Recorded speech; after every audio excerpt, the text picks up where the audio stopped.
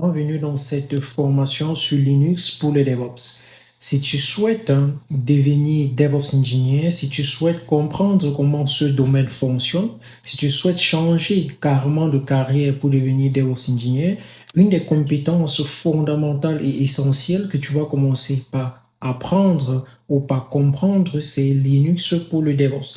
Pourquoi je spécifie Linux pour le DevOps? Parce que Linux est un écosystème très vaste et je ne veux pas te perdre le temps en t'apprenant des choses qui ne te seront pas utiles au quotidien durant ta carrière de DevOps ingénieur. C'est pour cela que dans ce tutoriel de 2 heures de temps, je t'apprends l'essentiel pour devenir DevOps ingénieur et aussi je te montre réellement ce qu'un DevOps au quotidien fait en utilisant Linux. Donc, si tu es nouveau sur la chaîne, je me présente rapidement. Moi, c'est Donald, ingénieur de formation, intéressé par les domaines tels que le software engineering, l'analyse de données et le machine learning. Et si l'un de ces domaines t'intéresse, alors je t'invite à faire 2 choses. La première, tu t'abonnes. La deuxième, tu actives la cloche de notification pour être notifié chaque fois que je publie un nouveau tutoriel. Et pour finir, tu commences, après avoir suivi, tu laisses un commentaire pour donner ton avis par rapport à la formation. Est-ce qu'il y a des choses que tu veux qu'on ajoute ou des choses que tu veux améliorer? Alors, si c'est OK, si c'est fait, si tu es abonné, si tu as activé la cloche de notification, alors allons commencer. Linux est le système d'exploitation par excellence pour tout ce qui est automatisation. Pourquoi? Parce que dans le domaine déjà du DevOps, ok, il faut savoir que Linux est très répandu car il est déjà open source et gratuit. C'est-à-dire, vous allez voir des grandes entreprises vont prendre le code source de Linux, le modifier, sortir une nouvelle version qu'on va appeler les distributions du système d'exploitation Linux que nous allons voir dans un instant. Et aussi l'écosystème. Ok, l'écosystème du DevOps est très basé sur Linux. Je vais prendre des outils tels que Docker, que nous allons voir, Kubernetes, Jenkins, Ansible, Terraform. Tous ces outils sont conçus pour fonctionner de manière optimale. Il faut bien comprendre, de manière optimale sur Linux. Maintenant, la stabilité et la fiabilité aussi de Linux en fait partie. Parce que Linux est un système réputé pour sa stabilité. Maintenant, il faut aussi mentionner que Linux aussi est très sécurisé par rapport aux autres systèmes d'exploitation. Par exemple, c'est difficile que vous allez voir quelqu'un dire que j'installe un antivirus sur mon PC, alors que son PC a un système d'exploitation Linux. C'est un peu difficile, n'est-ce pas? Voilà, de voir cela. Par contre, si vous êtes sur Windows, pour protéger votre système, pour protéger votre PC, vous êtes obligé de mettre d'installer des antivirus. Donc, en gros, c'est pour cela que nous allons, dans cette partie, apprendre Linux, ok, les commandes Linux pour le DevOps. Voilà. Déjà, nous allons travailler, tout le code source de cette formation sera sur GitHub. Ok, donc si je viens sur GitHub ici, vous allez voir formation DevOps. C'est ici que vous aurez tous les détails sur notre formation, sur ce que nous allons faire durant ces 100 jours et ce que nous allons faire durant ces 100 jours. Vous allez trouver tout cela ici sur GitHub formation DevOps. Le lien va être en description. D'accord? Maintenant, ici, nous avons parlé de Linux. Linux, en fait, c'est un système, ok? C'est un système d'exploitation qui a plusieurs distributions. Quand on parle de distribution, en fait, vous devez comprendre. Nous avons dit que Linux est open source. Ça veut dire qu'il y a des entreprises qui prennent ce code source, ok, de Linux, ok, et construisent une nouvelle distribution spécifiée ou bien dédiée à une tâche spécifique. On va voir par exemple la version Ubuntu. Ubuntu, c'est une distribution de Linux très friendly pour les débutants, Ok, donc si tu es débutant dans tout ce qui est Linux et que tu as besoin d'un système d'exploitation pour ta machine et que tu es vraiment débutant, alors Ubuntu est fait pour toi. Nous avons par exemple CentOS. D'accord, nous avons CentOS qui est un système très stable, très utilisé en production. Généralement, vous allez aller par exemple sur des cPanel. Vous allez voir que les cPanel tournent sur le CentOS. Ok, on a Debian aussi qui est très stable aussi, très sécurisé aussi et très utilisé en production. Il y a d'autres distributions encore, Kali Linux et tout ce que vous connaissez. Par exemple, Kali qui est fait pour les pen testeurs, toute personne qui fait dans la sécurité. Alors, si tu cherches un système, une distribution Linux à utiliser, alors Kali, c'est quelque chose que tu dois envisager, par exemple, d'installer. Si tu es débutant sur tout ce qui est Linux, alors Ubuntu, c'est quelque chose que tu dois regarder. OK? Voilà. Maintenant, nous allons voir des commandes utilisées en DevOps, basées sur Linux. Pour cela, on a besoin d'un PC avec un système d'exploitation Linux. Mais ici, si vous avez remarqué, vous allez voir que moi, ici, je suis sur Windows. Je sais que beaucoup d'entre vous, ok, utilisez le système d'exploitation Windows. Je me suis dit que comment je vais faire pour que aucune personne qui ne suive cette formation ne soit démoralisée. Parce que si je commence là avec un système peut-être Linux, certains parmi vous n'auront pas Linux. Ce qui fait que ça peut vous créer des soucis pour vite avancer dans cette formation. Certains d'entre vous ont déjà Linux sur leur PC, ce qui est déjà bon, il n'y a pas de souci. Pour cela, comme nous sommes en train de faire le DevOps, et comme je l'ai dit hier, ce DevOps sera finalisé avec AWS. Donc, on va voir tous les services de AWS et la formation aussi va vous permettre de faire toutes les certifications AWS si vous voulez faire. D'accord? Maintenant, comment donc faire pour que les utilisateurs Windows travaillent sur un système d'exploitation Linux? C'est la question on se pose, n'est-ce pas? Voilà. Pour cela, votre machine locale, ok, on veut que vous ayez accès à une machine ayant un système d'exploitation Linux. Ok? Alors, je vais aller sur AWS. On va créer une machine virtuelle qui va s'appeler sur le service EC2. Le EC2, c'est le Elastic Compute Cloud.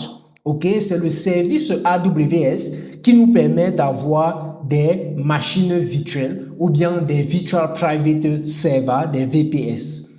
D'accord? Donc, on va aller créer une instance de ce service et pouvoir se connecter sur ce service grâce au SSH, le Secure Shell. Ok, le Secure Shell. Vous devez savoir qu'il y a un langage de programmation qui s'appelle le Shell Scripting. Ok, le Shell Scripting, c'est un langage d'automatisation vraiment des tâches basées sur les systèmes. Et c'est quelque chose que nous allons apprendre. C'était juste pour rappel. Donc, nous allons utiliser le SSH qui est une commande que nous allons beaucoup parler de ça parce que en tant que DevOps Engineer, vous seriez appelé à beaucoup travailler avec ceci. D'accord? Pour cela, je vais aller créer, ok? Je vais aller créer un compte AWS. Bon, je l'ai déjà créé, donc vous allez créer, vous aussi, un compte AWS. Donc, je vais venir ici.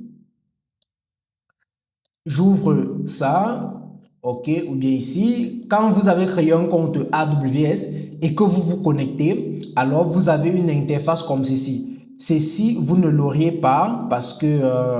voilà, vous n'avez pas encore visité ces services parce que vous allez voir ici recently visited. Donc, pour dire que je viens de visiter, que j'ai récemment, pour être plus clair, visité ces services-ci. D'accord? Maintenant, juste ici en haut, vous allez voir une barre de recherche qui permet en fait de rechercher des services. Ici, c'est la console. Donc, si je clique là, ici, là, c'est la console. Quand je clique, ça va donc ouvrir un terminal, ok, sur AWS. Et c'est vraiment comme un terminal Linux où on peut faire pas mal de choses. On peut voir des services. En gros, ce terminal est appelé le Cloud Shell. Donc, ce terminal s'appelle le Cloud Shell. D'accord? Donc, c'est en train d'intensifier préparation de votre terminal. Voilà. Donc là, ça a terminé. Et étant ici, je peux par exemple faire AWS, je peux écrire AWS-version tout simplement. Et là, ça me donne la version de AWS Client, parce que ça, c'est un client AWS, donc développé vraiment par AWS. D'accord? AWS a aussi des éditeurs, par exemple le Cloud9, ok, mais par défaut, les comptes AWS n'ont plus ça, le Cloud9, qui étaient des éditeurs de texte. Voilà, donc vous pouvez juste savoir que il y a donc ce service-ci, ok, le Cloud Shell qui vous permet de visualiser avec des lignes de commande les différents services de votre compte AWS, de votre cloud, ainsi de suite, de manipuler. C'est quelque chose que je vais vous apprendre à le faire. Ça, c'était à titre déjà de rappel de vous présenter la plateforme AWS. Par exemple, ici, je peux dire par exemple Who am I? Who am I? OK. Et là, ça me donne, quand je dis Who am I, c'est pour demander c'est quel utilisateur qui est connecté. Et ça me dit que c'est le Cloud Shell User qui est connecté, par exemple. OK, je ferme ici. On va aller chercher le service EC2. Donc, vous allez faire EC2 ici. EC2. Et là, vous allez voir ici Virtual Server in Cloud. Serveur virtuel dans le cloud. EC2, vous cliquez dessus. Quand vous avez cliqué dessus, alors vous allez voir ici des différentes statistiques. Par exemple, instant running pour dire l'instance, est-ce qu'il y a une instance qui tourne? Vous allez voir 0, ainsi de suite, ainsi de suite. OK? Maintenant, vous allez cliquer sur Launch Instance. Donc, je vais cliquer sur Launch Instance. Je vais donner le nom de l'instance ici. Je vais dire DevOps. DevOps 100. Pour dire DevOps en 100 jours. D'accord? J'appelle ma machine virtuelle comme ceci. Maintenant, après cela, il faut donc choisir un système d'exploitation. Vous vous rappelez ce que j'ai dit? Il y a plusieurs distributions. Et là, vous allez voir qu'il y a le macOS, il y a Ubuntu, il y a Windows, il y a Red Hat Enterprise, il y a SUSE Linux, ainsi de suite. Il y en a plusieurs. Et vous allez voir aussi qu'il y a Amazon Linux. Ça veut dire que, comme je vous ai dit que Linux est un projet open source, ça veut dire que même Amazon en a fait sa propre version, distribution. Donc Amazon a pris cela et créé sa propre distribution propre à leur entreprise. Vous savez que Amazon, c'est une très grande entreprise, n'est-ce pas? Voilà. Donc, vu qu'il y a un système d'exploitation AWS, ok, Amazon AWS, je sais que s'ils ont pris la peine de créer cela, ça veut dire qu'ils ont fait de cela un système d'exploitation vraiment qui matche avec tous les services qu'ils ont sur leur plateforme. Nous sommes d'accord, n'est-ce pas? Donc, ça ne sert à rien que je parte installer Ubuntu ou quoi que ce soit. Donc, je vais rester avec Amazon Linux. Maintenant, jusque-là, Amazon Linux en a aussi, lui, à son tour, plusieurs distributions. Et c'est là où eux, ils se font de l'argent, quoi. D'accord? Donc, ils ont des distributions gratuites, des systèmes d'exploitation donc gratuits, des systèmes payants, ainsi de suite. Voilà. Donc, je vais cliquer ici, là, pour voir les Amazon Machine Image. Donc, ils ont plusieurs images, certaines sont gratuites, ainsi de suite. Donc, moi, je vais prendre Amazon Linux 2, ok, celui-ci qui est free. Donc, ça va me permettre de faire mes tests avec vous. D'accord? Donc, je prends celui-ci. Voilà. Maintenant, je descends. Ici, le type d'instance, je vais rester sur le gratuit. Donc, on peut changer. OK, il y a plusieurs types d'instances ici. Je suis sur le gratuit. Vous voyez, il y a le small, il y a le combien on vous coupe par heure, et ainsi de suite. Donc, je vais rester sur le gratuit. Maintenant, il me faut une clé pour pouvoir me connecter en SSH. OK, il me faut une clé pour pouvoir me connecter à cette machine virtuelle à partir de ma machine locale. Donc, pour cela, vous pouvez sélectionner une clé parmi les clés que vous avez déjà créées, d'accord, ou créer une autre clé. Bon, moi, je vais créer une clé pour ceci. Donc, je vais cliquer ici. Je vais appeler ça DevOps 100. D'accord? Et quand je vais cliquer sur créer, ce fichier va donc contenir un ensemble de clés, ok, en RSA. Donc, c'est un algorithme. Je ne vais pas trop entrer en profondeur de la cryptographie. Donc, il faut juste savoir que ça va générer une clé, un fichier de clés qui va me permettre donc à me connecter à mon VPS. Donc, là, je clique sur créer. Et vous allez voir que ce fichier est téléchargé. D'accord? Ça s'appelle devops100.pems pour permission. D'accord? Et là, ça a été choisi, DevOps 100. Je vais descendre. OK, bon, il y a plusieurs confs ici qu'on peut faire, mais c'est pas encore obligatoire. Je vais passer dessus pour l'instant. D'accord? Et on va cliquer sur Launch Instance. Donc, ça va prendre du temps donc, pour créer cette instance.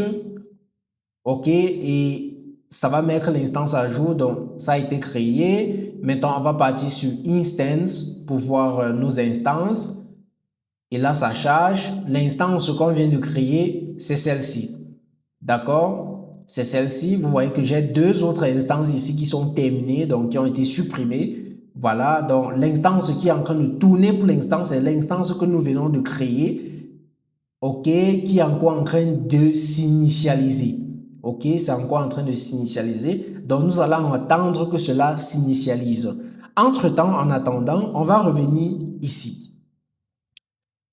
Vous savez que le DevOps, c'est un métier d'automatisation, comme je l'ai dit. Pour cela, les commandes que nous allons voir durant cette partie, OK, parce que cette partie sur Linux doit prendre deux parties, donc le jour 2 et le jour 3. Donc, vous devez maîtriser toutes ces commandes, d'accord? Mais je ne vais pas tout vous apprendre les commandes Linux. Je vais vous apprendre les commandes que je sais que ce sont les commandes les plus utilisées dans le milieu du DevOps. Donc, chaque commande que je vais vous donner ici aura un sens, OK, unique et une utilisation généralement unique. Donc, vous devez prendre note et prendre note sachant que c'est pas seulement un cours théorique, mais c'est pratique. Donc, prenez note de telle façon que quand vous auriez un souci, vous pourriez rentrer sur vos notes pour regarder que dans la formation, on avait dit tant, tant et tant. J'espère que c'est clair. Voilà, on va aller regarder si notre instance a terminé. Donc, je vais refresh.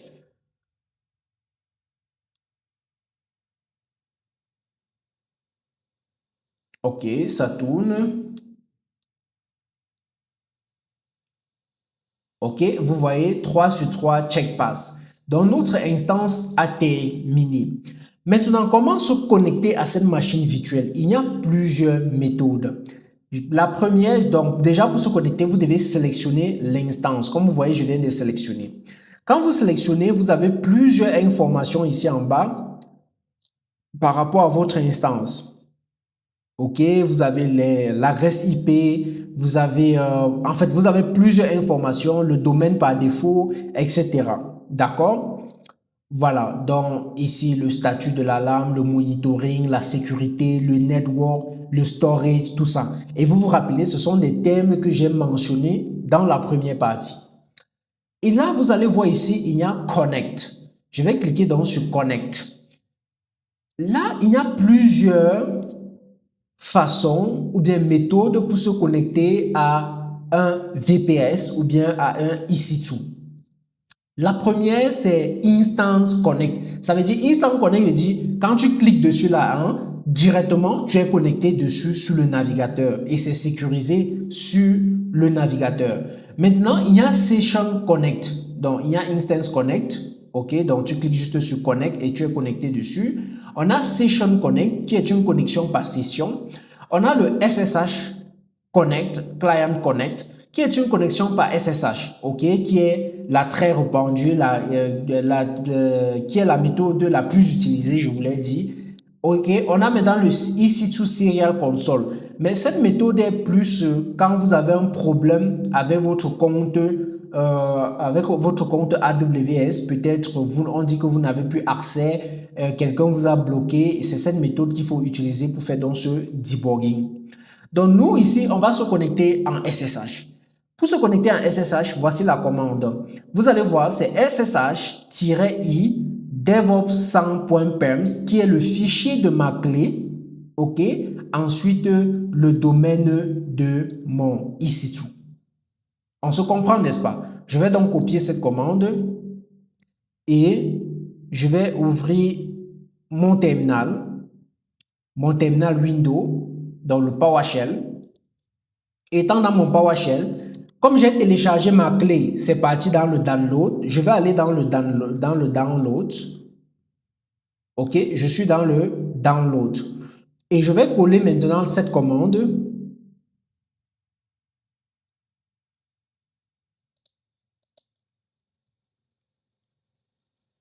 OK, je vais coller cette commande ssh-i, etc. Je tape entrée. Je vais dire yes. Et là, je suis connecté à ma machine virtuelle. Maintenant, si je fais ici, je dis ici AWS _version. Alors, ça me donne donc la version AWS Client que je suis dessus. Donc, et vous allez voir que je suis sur une version Linux. Nous sommes d'accord, n'est-ce pas? Là, maintenant, ce qui est bien avec cette machine virtuelle, c'est que, comme c'est fait pour les devs, ça vient avec énormément de trucs déjà installés. Par exemple, je pense que le langage, par exemple, Python est là. Si c'est à Python, vous voyez, Python est déjà installé, n'est-ce pas? Même chose pour Java et PHP, je crois que tous ces trucs sont déjà installés. Maintenant, je peux dire par exemple, who am I? Who am I? Et ça me dit, tu es un EC2 user. D'accord? Who am I, c'est une commande pour connaître qui est connecté, quel utilisateur est connecté. Who am I? Un peu comme en anglais, n'est-ce pas? Qui suis-je? Donc, ça me dit c'est le EC2 user. Maintenant, regardez ce symbole qui est ici. OK, vous allez voir que ce symbole, OK, montre généralement les utilisateurs, OK, montre généralement le chemin d'accès. Donc, c'est un indice pour le chemin d'accès. OK, et pour le type d'utilisateur qui est connecté. C'est un indice pour le chemin d'accès. Maintenant, si je veux connaître vraiment sur quelle directive, je ne sais pas si on dit ainsi, sur quel répertoire, voilà, je me trouve, OK, je vais faire print the working directory. Print the working directory. Et on va voir que je suis donc sur utilisateur, sur whom utilisateur. Donc, je suis dans un environnement de travail de l'utilisateur. Je suis là-bas. D'accord? Maintenant, nous sommes sur un système d'exploitation Linux. Le système d'exploitation Linux a toutes les distributions ont presque la même architecture. Donc, je vais me placer à la racine, du système. Pour se placer à la racine du système, il y a une commande qui permet de le faire. Vous allez voir que présentement, je ne suis pas à la racine du système, mais je suis au niveau de la racine de l'utilisateur. D'accord? Donc, je suis sur le chemin de travail de l'utilisateur. Pour pouvoir aller à la racine du système d'exploitation, il va falloir que je change de working directory. OK? Quand ici je fais PWD, c'est le print working directory. OK? Certains vont dire present working directory. D'autres vont dire print working directory. Pour dire le répertoire de travail actuel. OK? Ou bien montre-moi le répertoire de travail actuel. Donc, pour changer le répertoire de travail actuel, on va utiliser le CD, qui est le change directory. C veut dire change. OK? D veut dire directory. Changement de répertoire, changer de répertoire. On peut changer en avant pour aller vers l'avant et on peut changer pour aller vers l'arrière. Maintenant, si on veut rester sur le même répertoire, on fait juste CD point par exemple. Vous allez voir, quand je fais CD point et que je fais print le working directory, ça va toujours me montrer le même chemin. Donc, CD point nous case où nous étions. D'accord? Voilà. À quoi ça va servir? Ça va servir quand, par exemple, on va utiliser les pipes. OK? Par exemple, tu peux faire une action. Tu veux, par exemple, copier le chemin actuel et envoyer quelque part pour faire quelque chose. Donc, ça, on va revenir dessus. Voilà. Maintenant, je peux, par exemple, faire cd, OK, slash home. OK, pour dire que je veux me placer sur le home. Parce que vous avez vu ici qu'on avait home, par exemple, EC2 user. Donc, cette fois-ci, je dis que non, je veux me placer plutôt ici. D'accord? Alors, je peux faire entrer. Donc là, je tape entrer. Cette fois-ci, vous allez voir que là, quelque chose a changé. Regardez ici, vous allez voir home. Donc ça, là, c'est en train de me dire que, attention, tu es désormais sur le home. Si je fais present, print, working directory, alors on va voir que je suis sur le home. Si je veux rentrer sur le EC2 user, alors je vais faire cd encore, slash EC2, ok, EC2 user. Qu'est-ce que j'ai mis? Est-ce que j'ai mal écrit? EC2 user. Attends. Oui, parce que en fait, dans le home maintenant, parce que comme je suis sorti là, dans le home, il n'y a pas un dossier qui est ainsi. Parce qu'il faut bien comprendre. OK? Donc, si je copie comme ceci, par exemple, je viens, je fais CD, je colle, et là, je rentre, OK? Je rentre au niveau d'ici. Regardez bien. Donc, je suis rentré sur mon home EC2 user. D'accord? Donc, ça, c'est pour le CD permet vraiment de changer. Maintenant, vous avez vu que pour aller sur le home, il a fallu que je fasse CD home. Il y a aussi, on peut aussi faire CD 2 points comme ceci. 2 points te permet de décaler d'un pas. D'accord? Regardez, vous voyez que je suis rentré sur home. Donc, j'ai décalé. Donc, je suis quitté d'ici pour rentrer ici. Super. Maintenant, si je veux donc aller à la racine, je vais faire CD. Je vais mettre comme ceci. Je peux laisser juste CD comme ça. Ça me ramène à la racine. Ou bien je peux mettre CD slash. Donc, soit j'écris juste CD, ça va me ramener aux routes. Soit j'écris juste CD slash comme ceci. Et là, je suis aux routes. Si je fais maintenant present working directory, vous allez voir que je suis à la racine. Donc, cette barre-là pour dire que je suis à la racine. D'accord? Maintenant, comment savoir que je suis à la racine?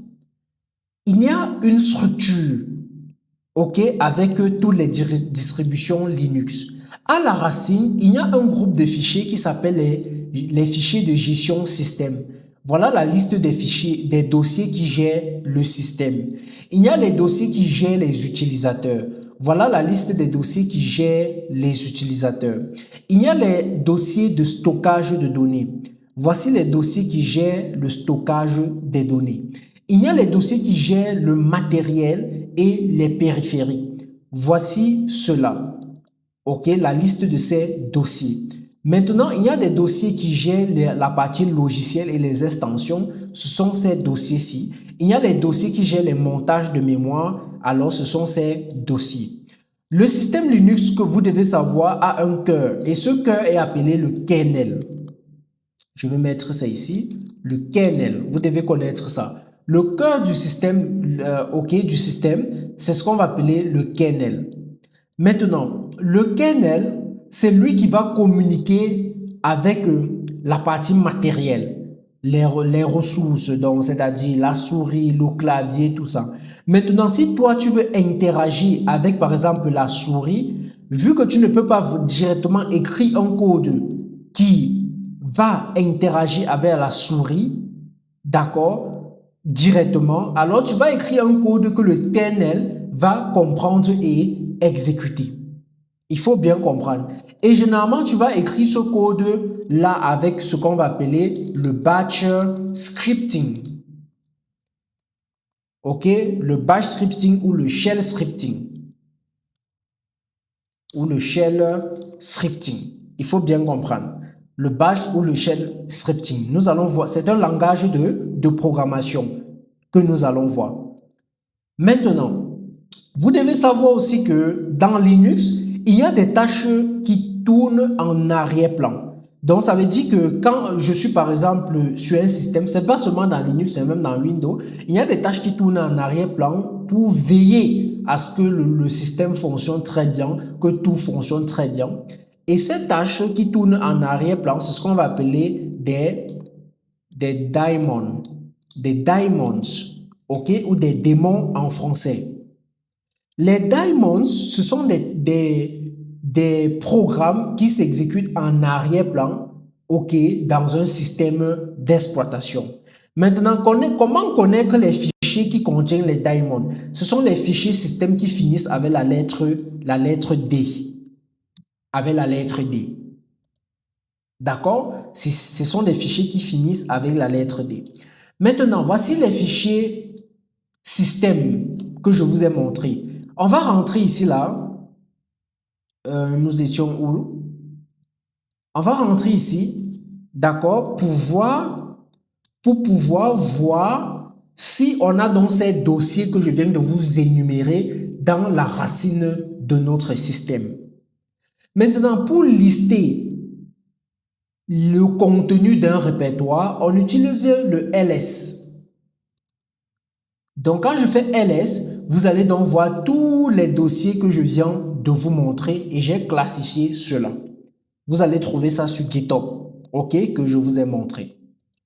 Voilà, donc voilà tous les fichiers système. Et là, si je veux avoir des informations supplémentaires, alors je vais dire ls-l, comme ceci.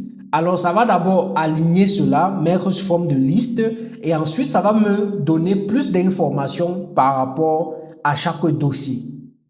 Vous allez voir, par exemple, ici, là, ça va me dire que celui-ci, ok, a telle permission, a le read, le write et l'exécution.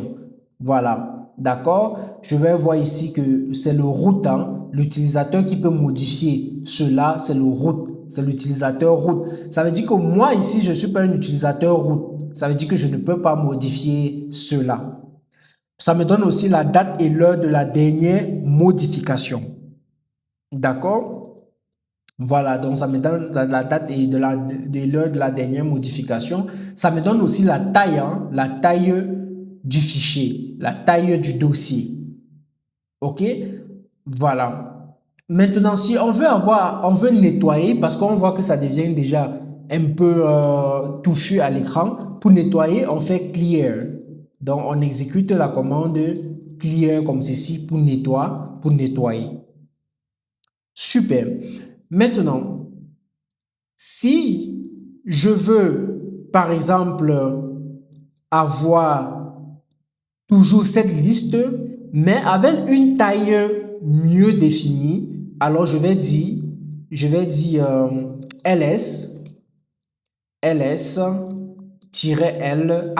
comme ceci.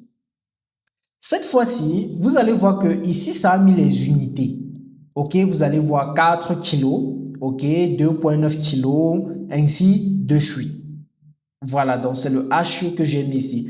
Maintenant, il y a des fichiers qu'on appelle les fichiers système cachés. Ce sont des fichiers qui commencent par un point. C'est-à-dire, si vous voyez un fichier caché, ce sont des fichiers qui commencent avec un point comme ceci. Ce sont des fichiers qui commencent avec un point. Généralement, vous pouvez voir .env, .linux, ainsi de suite. D'accord? Ce sont des fichiers qu'on va parler de fichiers cachés. C'est compris? Maintenant, comment faire pour voir ces fichiers cachés? C'est ce qui nous intéresse, n'est-ce pas? Donc là, je vais venir ici. Je vais dire pour voir les fichiers cachés, alors je vais dire ls-l et je vais ajouter le A, comme ceci. Cette fois-ci, ça va me montrer les dossiers cachés. Vous voyez, voilà un dossier, voilà un autre dossier, qui sont les dossiers cachés. Ok? Maintenant, pour afficher le contenu de tous les dossiers, donc d'afficher le contenu de tous les dossiers, ainsi des sous et des sous-dossiers de chaque dossier, ainsi de suite, il y a une commande pour ça qui est ls-l-r. Donc, si je mets comme ceci, ça va m'afficher tout et ça va prendre trop de temps parce que vraiment, il y a trop de dossiers dans la racine. Ok? Il y a trop de dossiers et de sous-dossiers. Donc, vous pourriez tester ça chez vous. Ok? Maintenant, vous allez voir que là, je suis connecté comme... Parce que quand je dis who am I, vous voyez que je suis un EC2 user. Nous sommes d'accord, n'est-ce pas? Je suis un EC2 user. Alors, si je veux devenir un utilisateur sudo, par exemple, un super utilisateur, je veux devenir le root, alors je vais utiliser le sudo. Sudo, en fait, c'est la commande pour dire que super utilisateur. Ok?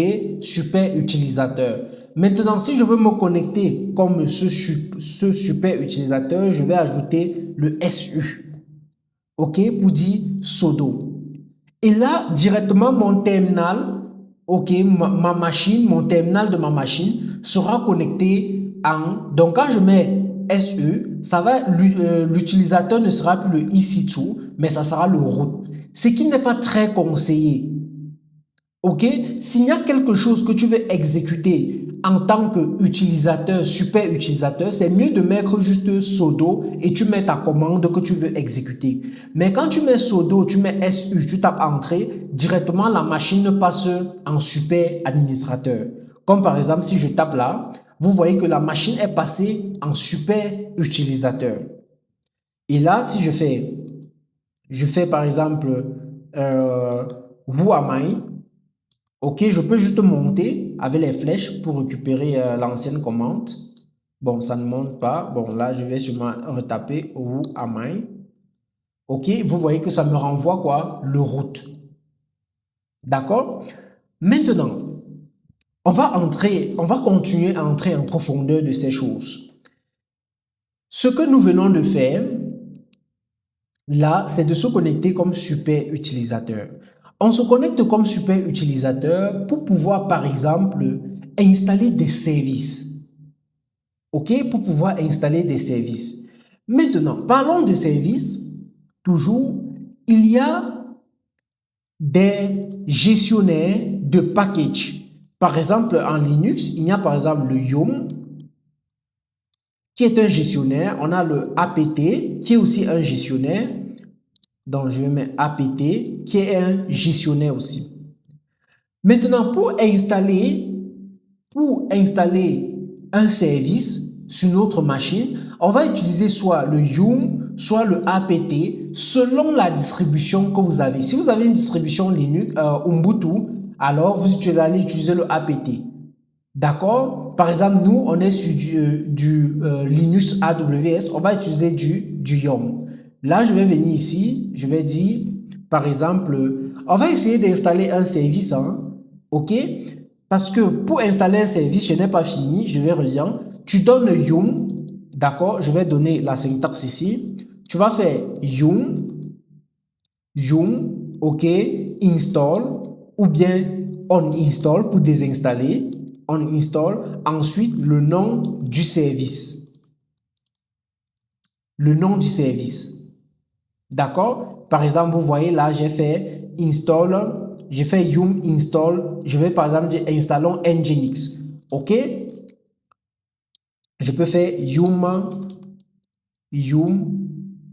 OK, install. Donc, comme je disais tantôt, donc nginx, c'est un serveur web, donc qui permet de servir des pages web.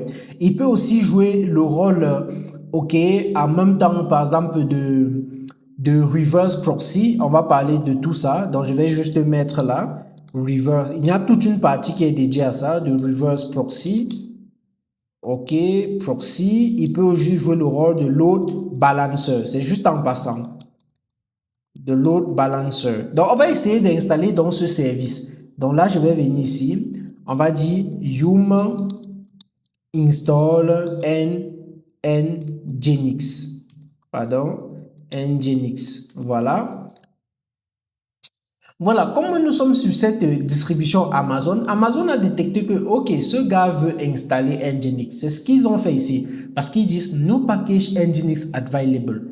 Ils ont détecté ce qu'on veut faire. Donc, ils ont écrit leur programme qui permet de détecter cela. Ils me disent que, regardez ce qu'ils disent ici.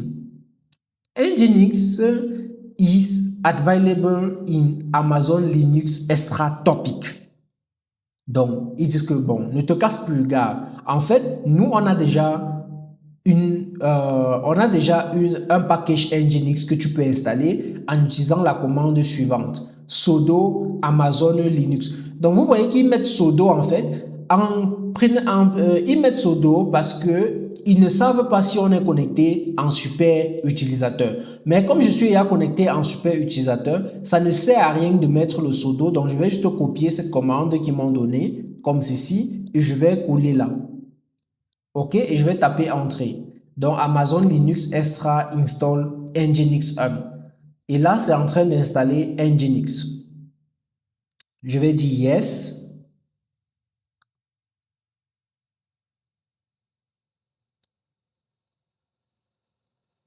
Voilà. Donc, ça a terminé l'installation.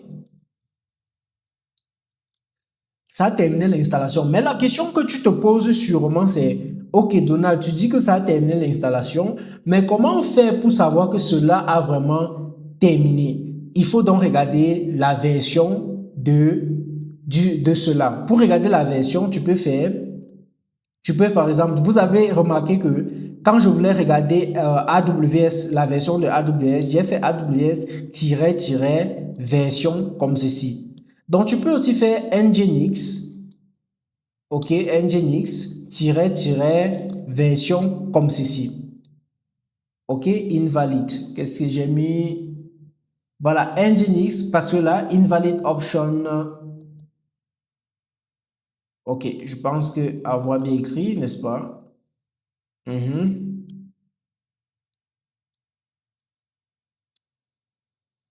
Voilà, nginx comme ceci. Vu que c'est un service, tu vas mettre comme ça, version. Voilà, on voit que ça n'arrive pas à reconnaître nginx. Maintenant, vu que c'est un service système, ok, c'est un service système, il y a une commande, ok, on va dire ici une commande qui permet de gérer les services système. Vraiment, ça commence à être lourd, n'est-ce pas? Les services système, cette commande s'appelle systemctl.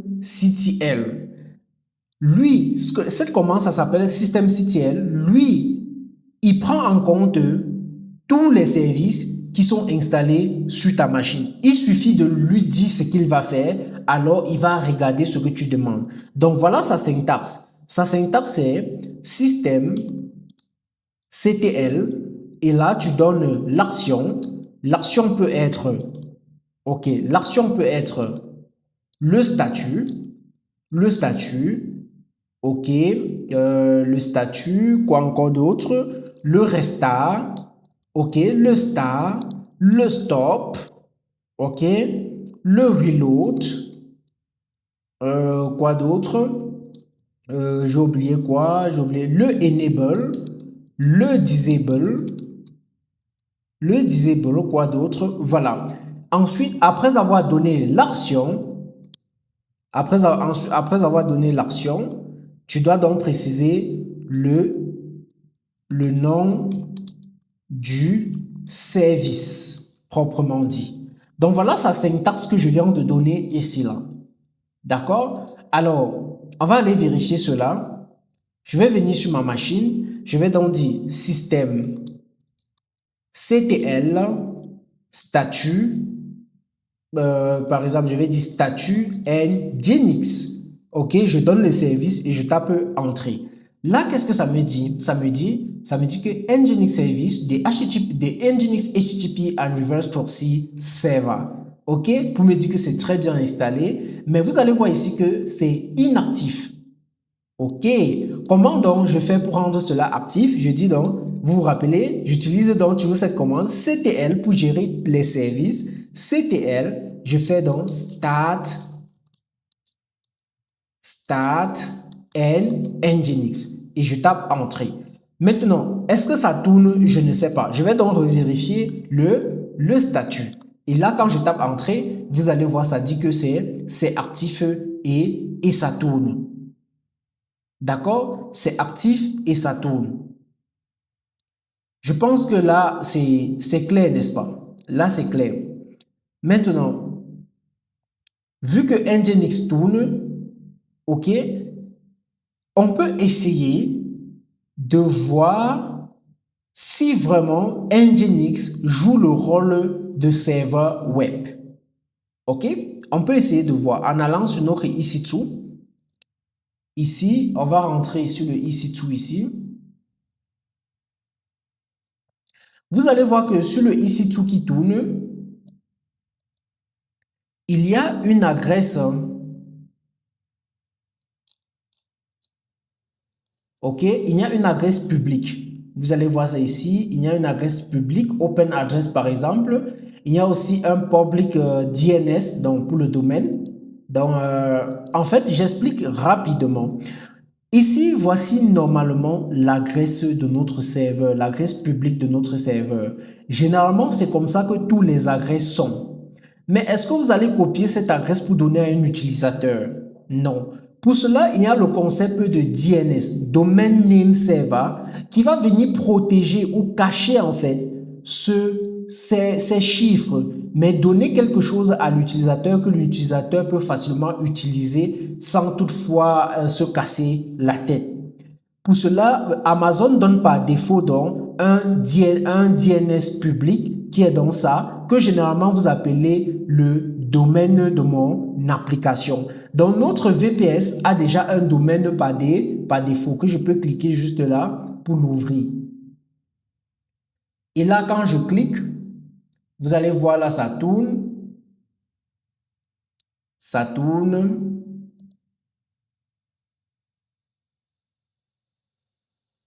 Ok, on va un peu attendre pour voir la réponse. Donc, on voit bien que on n'a pas pu, ok, on n'a pas vraiment pu avoir accès à cela. Ok, donc en gros, pourquoi on n'a pas accès? Il y a deux possibilités. Soit Nginx ne tourne pas sur le port qu'on veut, ok, soit Nginx ne tourne pas, soit aussi, ok, il y a un problème avec le firewall. Donc, ce sont des trucs qu'on va revenir voir. Maintenant, on va vérifier quelque chose rapidement. On va venir ici. Je vais exécuter une commande. Sudo ufw statio. Je tape entrée. Donc, on voit que sudo not found parce qu'on est déjà connecté en super utilisateur. Donc là, je vais taper entrée. Ok, on me dit command not found. Alright. Donc là, on va vérifier encore.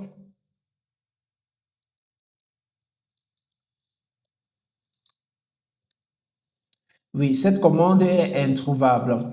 Bon, là, je vais vérifier juste si Nginx tourne en exécutant la commande de tout à l'heure.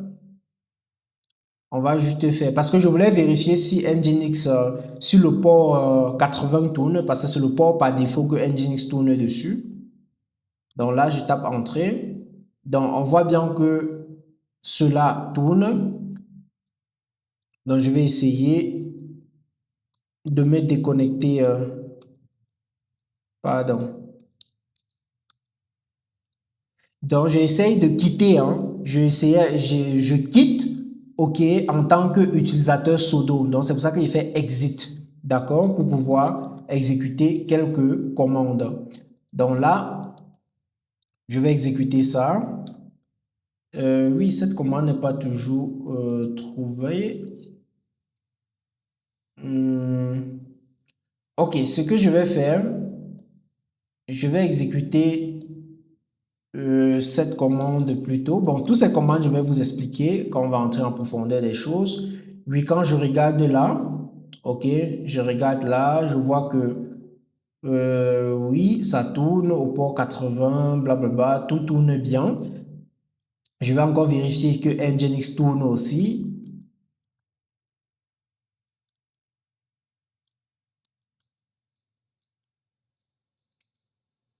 Ok, donc là, je vais dire sudo, ok, systemctl, ok, statue nginx. Ok, on voit que ça tourne. Donc, on va rentrer sur le navigateur. Ok, on va recharger.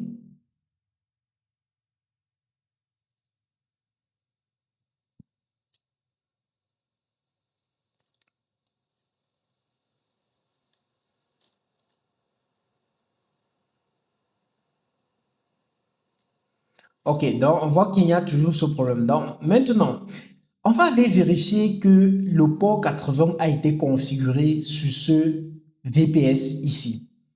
Pour cela, comme j'ai cliqué déjà, j'ai à sélectionner, je vais juste un peu descendre.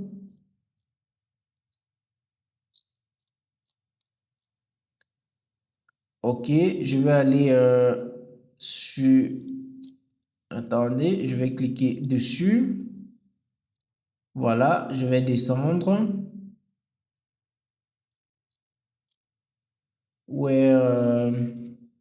Je vais aller sur Security, sur la sécurité. Maintenant, je vais aller sur Inbound Rule pour tous ces trucs, tout ce qui est rôle. Inbound Rule, oui, je vais cliquer ici sur Security Group. D'accord. Et là, je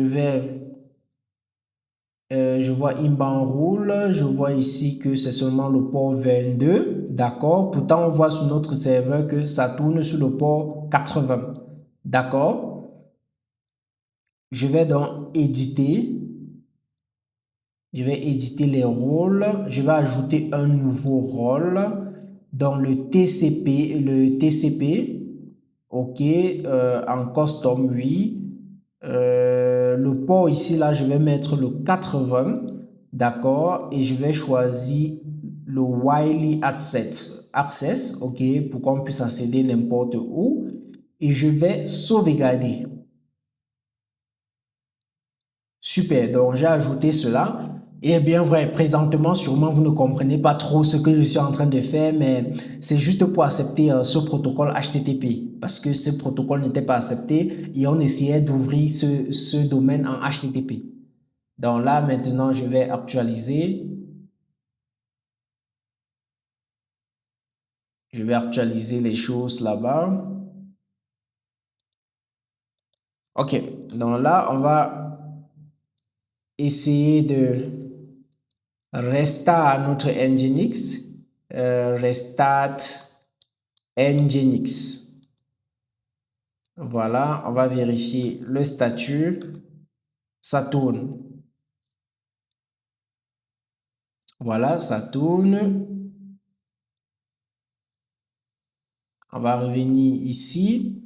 Maintenant, on va s'assurer aussi que on n'ouvre pas cela, ok, avec le HTTPS, ok, parce que nous n'avons pas encore tout traité les questions de sécurité. Donc, je vais copier ça.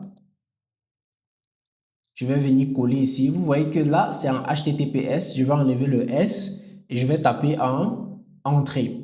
Maintenant, quand je tape entrée, vous allez voir dans ce message Welcome to Nginx. OK? If you see this page, d'accord, ça veut dire que ton Nginx fonctionne très bien. Maintenant, là, c'est super. OK? C'est vraiment super. On voit que notre Nginx qui a été installé tourne sur un port. Sûrement, vous ne connaissez pas encore les concepts de port, tout ça, mais c'est pas grave. On va arriver. Donc, on a vu une commande très importante pour nous, encore, encore, donc on a déjà vu plusieurs, qui est celle du système CTL. On a utilisé cela pour pouvoir manager des services. OK. Ici maintenant, je peux aller sur je peux me connecter comme route encore. Je peux faire sudo. OK, sudo SU. Là, je suis comme route. Voilà, donc là, je peux faire... OK, là, je peux faire aller par exemple sur le user. Je peux dire user comme ceci. Et pour voir le contenu, je fais ls. Maintenant, je vais aller sur le share. Ici, share. Comme ceci. J'entre, je fais ls. Maintenant, étant ici, vous allez voir qu'il y a plusieurs dossiers. OK, tout ce qui est en bleu là, ce sont les dossiers. Les dossiers. Sur le dossier ici, vous allez voir un dossier qui s'appelle Nginx. Je vais entrer dedans. Je vais faire sudo Nginx. Nginx comme ceci. Et là, je vais faire ls. Maintenant, à l'intérieur, vous allez encore voir un dossier qui s'appelle HTML. Donc, je vais faire sudo HTML. Et je vais entrer comme ceci. À l'intérieur maintenant, vous allez voir qu'il y a plusieurs dossiers. Et il y a plusieurs fichiers HTML. Il y a le 404, il y a le 500, ainsi de suite. D'accord? Maintenant, si je viens ici, je veux voir le contenu de index. Je vais faire cat index. OK? Quand je fais cat index, qui veut dire concatenate, il faut que je mette la commande ici. Donc, on a le cat qui stand for concatenate. J'espère que j'ai bien écrit concatenate, voilà. Donc, qui nous permet donc d'afficher, de concaténer tous ces caractères et de nous d'afficher. Vous allez voir ici, ça nous montre quoi? Welcome to Nginx. OK, c'est intéressant, n'est-ce pas? Welcome to Nginx, blablabla, bla, bla, bla, ainsi de suite. D'accord? Donc, là, ça devient clair pour tout le monde. Donc, et vous allez voir que ce fichier, en fait, c'est le fichier que nous avions ici. Comment est-ce que cela est possible? Ça veut dire que, comme je vous ai dit, Nginx, c'est les pages web. OK? Et vous allez voir ici que ça, c'est un fichier web, un fichier HTML. Je vais venir ici, je vais supprimer ce fichier. Pour supprimer le fichier, je vais faire remove et je vais dire index. Je supprime le fichier. On me demande que remove regular file. Je vais dire yes en tapant entrée. Et là, si je fais ls, je crois que remove regular files. Oui, je devais taper yes, je n'ai rien tapé. Donc là, je vais encore refaire remove. Voilà, je vais faire ls. Voilà, cette fois-ci, c'est parti. Donc, j'ai supprimé le fichier index, n'est-ce pas? J'ai supprimé. Je vais recréer ce fichier index. Maintenant, je vais utiliser Vim, qui est un éditeur de code dans le terminal. Donc, je vais dire vim index.html. Voilà, et là, je vais dire bonjour. OK, je vais écrire ici. Je vais dire bonjour tout le monde. Bienvenue sur DevOps avec Donald Programmer. OK? Et là, je vais sauvegarder. D'accord? Je vais sauvegarder. Déjà, vous allez voir ici qu'il y a insert. Je vais quitter sur le insert en tapant escape. OK? Puis, je vais faire $WQ. OK? En minuscule. WQ. Et je vais taper entrée. Cette fois-ci, si je fais ls, vous allez voir qu'il y a ce fichier. Si je fais cat de index, vous allez voir qu'il y a le message que nous venons d'écrire. Franchement, il faut retenir tous ces trucs-là parce que ce sont des choses que vous allez faire. Donc, retirer un fichier, modifier le contenu d'un fichier. Par exemple, Vim va vous permettre d'avoir un éditeur pour modifier le contenu d'un fichier. Et là, je vais restart mon Nginx. Donc déjà, je vais faire système ctl statut de Nginx. Ok, ça tourne. Je vais donc faire un restart. Je vais dire restart Nginx. Ok, ça a été restart. Maintenant, je vais venir ici. Je vais actualiser ici. Regardez le message que j'ai maintenant. Bonjour tout le monde, bienvenue sur le DevOps avec Donald, programmeur. Donc aujourd'hui, il s'agira pour nous, je vais donc vous dire ce que nous allons faire rapidement. Il s'agira pour nous d'héberger un projet, d'accord, un projet HTML, CSS et JavaScript. Et JavaScript sur notre machine, d'accord, sur notre EC2, sur notre EC2 en utilisant les commandes Linux. Maintenant, vous savez que nous avons déjà un EC2 qui est en ligne et nous nous connectons sur ce EC2 à partir de notre machine locale avec le SSH. Nous sommes d'accord, n'est-ce pas, avec le protocole SSH, Secure Shell. Nous avons déjà parlé de ce protocole. Maintenant, nous allons nous reconnecter sur notre machine. Cette fois-ci, on va aller dans le répertoire où se trouve le fichier index par défaut de Nginx. Vous vous rappelez, je crois que c'est dans user share, je crois, Nginx, quelque chose comme ceci, n'est-ce pas? User share Nginx. Nous allons aller dans ce répertoire. Maintenant, on va voir qu'il y a un fichier index par défaut dans ce répertoire. Hier, nous avons modifié ce fichier. Si j'ai bonne mémoire, nous avons modifié ce fichier. Alors, on va aller sur Internet. D'accord, on va télécharger un template, donc un projet HTML, CSS, JavaScript déjà fait. Donc je vais aller sur template mo. Ok, voilà, je vais aller sur template mo ici là. Je vais chercher un site déjà fait en HTML, CSS et JavaScript. Donc là, je vais aller sur free template. Voilà, je suis ici. Ok. Voilà, je peux prendre quel ici. Ok, celui-ci m'intéresse. Je vais prendre celui-ci.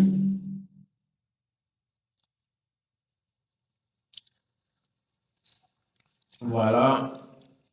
Je vais prendre ce template-ci. Donc là, je clique sur télécharger. Voilà, cela va être téléchargé. Entre-temps, voilà, ça télécharge. Je vais me connecter à ma machine virtuelle. Donc, je vais aller sur instance. Voici mon instance EC2 ici qui tourne. Je vais cliquer dessus. OK. Si nous venons ici, on ouvre notre EC2. Donc là, je vais l'exécuter. Vous voyez, on a ce message que nous avions modifié hier. Bonjour tout le monde, bienvenue sur DevOps avec Donald Programmeur. Donc notre machine fonctionne très bien. Donc, et là, si on passe sur... Bon, allons sur Connect. Non, je vais... oui, allons sur Connect. Ok, on va se connecter en SSH. Donc, avec cette commande, j'ouvre un nouveau terminal.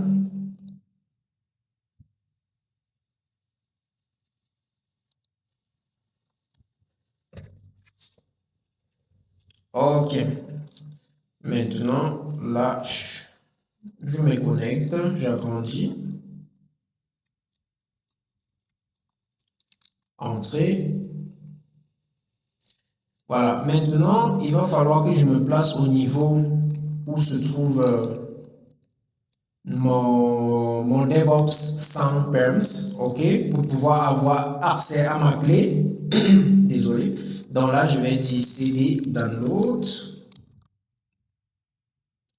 OK, et là, je peux coller parce que quand on a créé notre clé d'accès, OK.perm, cela a été téléchargé et ça se trouve dans mon dossier download. Donc, je n'ai pas modifié. Je tape Entrée. Et là, nous sommes connectés.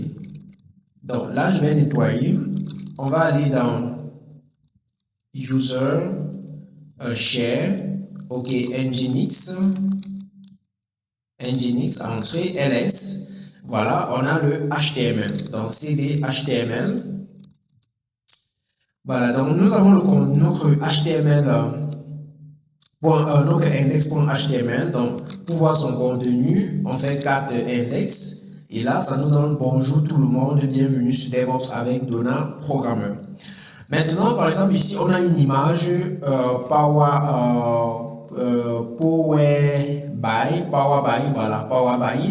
voilà.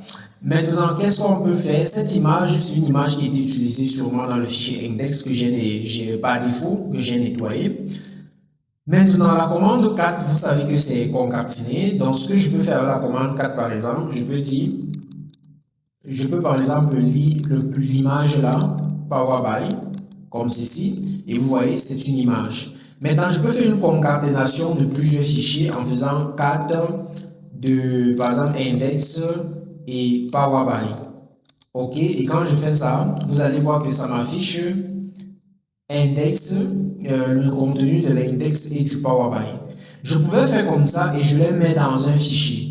Regardez, je peux faire comme ceci, donc je fais la concaténation de index, d'accord, et de Powerby. Je mets dans un fichier en mettant secret d'assign. Et je mets par exemple new file comme ceci, .txt, par exemple. Là, ça nous dit quoi? Permission denied. OK, ce fichier, permission denied, ça veut dire que je n'ai pas les droits pour faire cela. OK, donc mais si je me mets en sudo ou bien je me connecte comme utilisateur root, donc soit je fais sudo comme ceci et je tape entrée, je n'ai pas toujours la permission.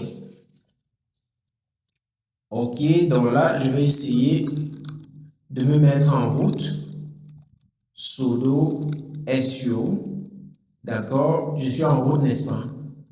Et je vais essayer d'exécuter la même commande. Bon, on est en route, donc je vais dire cat index et power. Je mets ça dans nouveau fichier. Donc new file .txt par exemple. Voilà, donc c'était question de permission. Donc là, je viens de copier dans le contenu.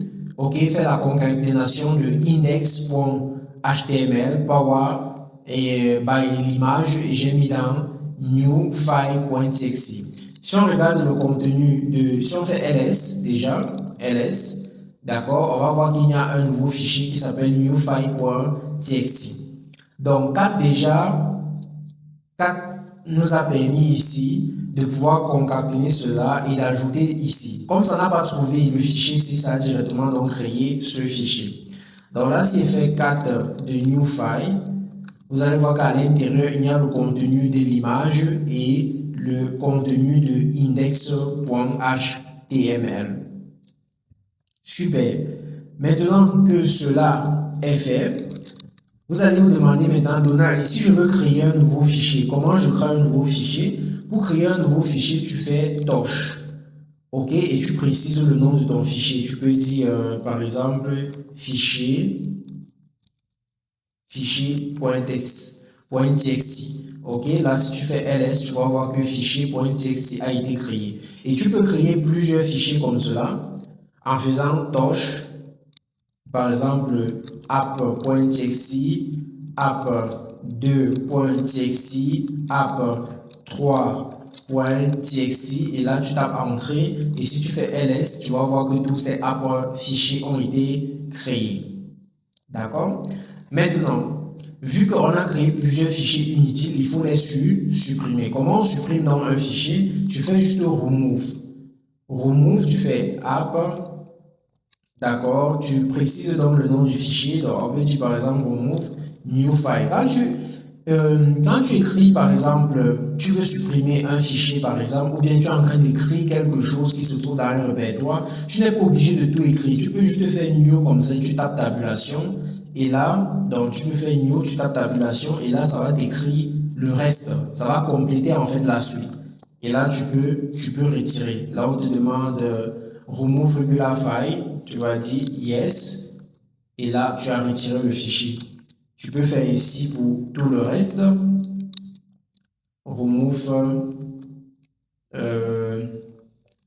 Tu peux faire remove. Où est ce symbole-là? Remove app. Oh. Remove. Comment ici bloc? Qu'est-ce qui se passe? Bon, là, je voulais supprimer tous les apps en mettant étoile. Bon, là, on a un souci avec ça. Donc, la machine s'est déconnectée, sûrement problème de connexion Internet. D'accord, là, je vais me reconnecter à la machine. Ok, je suis reconnecté. Je vais me connecter en sudo su. Je vais faire user. Ok, share nginx. Ok, vous voyez, je tape tabulation pour que ça finit d'écrire tout cela. Et je vais dire remove. Ok. Bon, remove. On avait app quoi?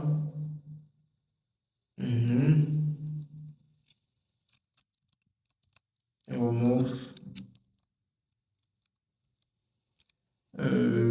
Remove app point app2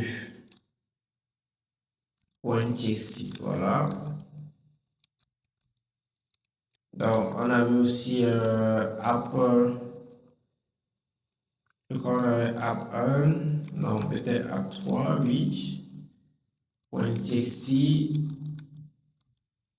Voilà. Voilà, donc on a retiré ces fichiers. Donc ça, c'est la commande pour remove. Maintenant, il y a le remove forcé. Donc, tu peux utiliser remove-f, ok, pour pouvoir forcer une suppression. Donc, tu mets "-f" pour pouvoir donc forcer une suppression. Il y a beaucoup d'options, ok, sur chaque commande que vous pouvez regarder. Même la commande cat1, quand on fait par exemple cat de index comme ceci, vous voyez ça affiche, mais tu peux faire aussi cat de cette option n de index, et là ça te fiche en mettant le numéro de la ligne par exemple. C'est le numéro de la ligne. Donc je pouvais faire cat comme j'ai fait là, et de power aussi, comme ceci, et là tu vas voir que ça a un numéro des lignes. On a le 1, le 2, le 3, le 4 et le 5. D'accord, donc c'est un peu ce que cette option veut dire. Voilà, il y a plusieurs options. Maintenant, comme on a dit, il est question pour nous maintenant de pouvoir, d'accord, de pouvoir copier le template que nous avons téléchargé à la place de index ici. Donc, je vais remove le fichier. Donc, il est question pour nous de faire ça. Comment on va le faire? Déjà, c'est dit who am I ici, who am I, qui switch ici, ça dit que je suis le root. Ok. Là, je peux faire su, EC2 user. Ok, donc là, je me reconnecte en user pour me reconnecter en user. Donc, je fais su, EC2 user. C'est dit who am I. Ça va me dire que je suis le EC2. Maintenant, je vais aller dans le room. Dans le room ici. Ok, EC2 user. Je vais entrer ici. Si je veux connaître mon working directory, je dis print working directory. Ça me dit que je suis dans le EC2 room. Donc, ce que nous allons faire maintenant, c'est de copier ce template. On va mettre dans notre répertoire de travail en tant qu'utilisateur. D'accord, donc c'est ce que nous allons faire. Je vais donc, pour le faire, il y a une commande qui permet de le faire. Je vais mettre ça ici. Ça s'appelle le Secure Copy Protocol. Secure Copy Protocol. Donc, ça nous permet donc de copier protocole, ok, de copier des fichiers dans notre machine locale et d'envoyer sur notre instance EC2 avec le Secure Copy Protocol. Maintenant, sa syntaxe, c'est ça, Secure Copy Protocol. Ok, on va mettre un I pour préciser notre fichier de permission. Donc, on va mettre le DevOps 100, comme ceci. D'accord. Ensuite, on va préciser le fichier qu'on veut envoyer. Donc, fichier ou bien dossier à envoyer. Dossier à envoyer, comme ceci. Ensuite, on va préciser où on veut envoyer ça. Donc, on va donner le lien de notre instance. D'accord. Donc, lien dans machine virtuelle.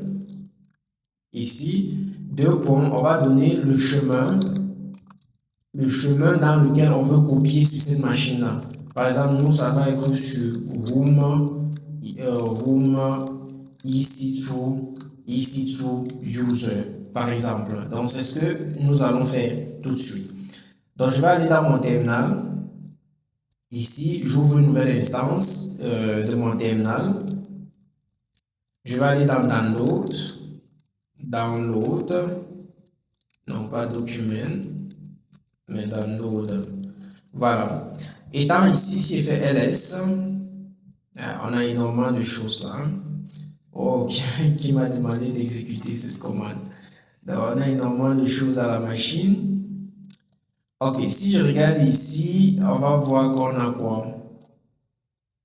Bon, on a énormément de choses, blablabla. Bon, je vais quitter ici. Je vais directement aller dans la machine regarder.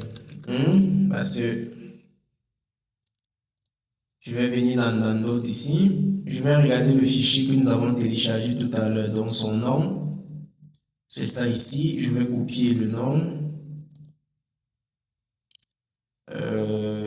Rename. Voilà, je vais copier ce nom-ci. Ou bien je peux même le rename. Bref, je peux le rename. Je vais dire template, tout simplement. Voilà, template. Maintenant, ici, je vais dire Secure Copy Protocol. D'accord, Secure Copy Protocol. Et donc là, je vais dire template.zip. Ok, donc, oui, template.zip. Je vais juste enlever ça. Je vais mettre le I, le tag I pour la sécurité. Je vais dire DevOps 100 perms. Ok, DevOps 100 perms. Vers notre truc, vers notre EC2 user arrobas. Donc je vais aller prendre le chemin complet. Donc c'est ça ici, EC2, c'est ça là, je copie. Je vais venir ici, on va coller ça ensemble. Ensuite que j'ai ça, je vais mettre deux points. Je vais donner le chemin room EC2 user et je vais taper entrée. Donc vous allez voir ici que ça va envoyer cela, donc ça a fini, ça a copié tout cela et ça a envoyé donc sur le chemin que nous avons dit. Donc je copie cette commande pour mettre dans le truc pour que vous puissiez voir. Je mets dans le projet. Je mets dans le projet à ce niveau. Bon, j'avais même déjà mis donc lien de la machine virtuelle, blablabla. Donc, mais je vais aussi mettre toute la commande ici. D'accord, je vais mettre toute la commande là. que vous puissiez avoir accès. Maintenant, on va aller dans notre machine virtuelle vérifier cela. Donc, nous sommes là, on va faire ls. Voilà, quand on fait ls, vous voyez, voilà le template que nous venons de copier de notre machine vers notre machine virtuelle. Nous sommes d'accord, n'est-ce pas? Ok. Maintenant, ce template, on va le dézipper parce que c'est zippé. Pour le dézipper, on va dire unzip template. Là, on vient de dézipper. Si on fait ls, vous allez voir que voilà le fichier dézippé. D'accord? Maintenant, on va copier tout le contenu de ceci vers le répertoire où se trouve le fichier index, donc vers ici. Ok? Pour cela, je vais d'abord supprimer le fichier index ici. Je vais supprimer le fichier index là dans le répertoire. Je vais dire cd